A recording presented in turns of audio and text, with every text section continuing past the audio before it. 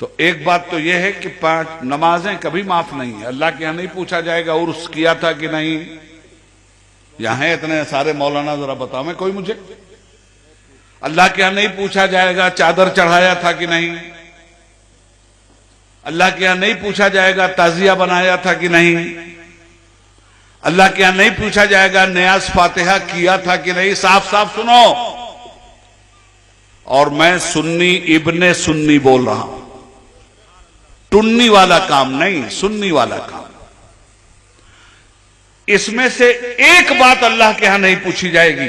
ख्वाजा साहब के यहां कितने बार गए थे, कभी नहीं पूछा जाएगा। ताजिया बनाया था कि नहीं बनाया था, नहीं पूछा जाएगा। हां यह जरूर होगा कि यह काम तुम्हारा अच्छा था कि बुरा, उसी पे तुम्हारे अमाल की जजा सजा तय कर दी जाएगी। उर्स में नगाड़ा बजाया था कि नहीं, नहीं पूछा जाएगा। एक मजार पे एक चादर चढ़ाया था या 1000, बिल्कुल नहीं पूछा जाएगा। पीर साहब का हाथ पैर चूमा था कि नहीं, बिल्कुल नहीं पूछा जाएगा।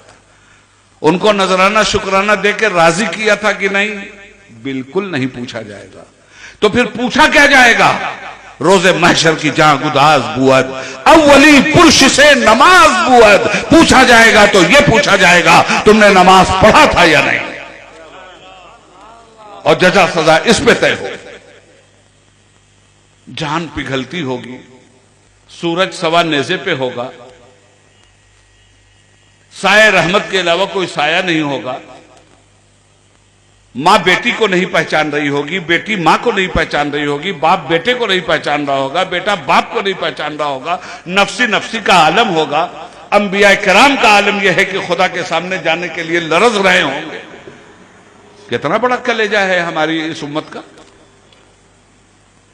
जो काम बिल्कुल जरूरी है उसे गैर जरूरी समझ लिया मुसलमानों ने, और जिस काम के बारे में कोई पूछगछ नहीं है उसको फर्ज समझ के ये कौम कर रही है।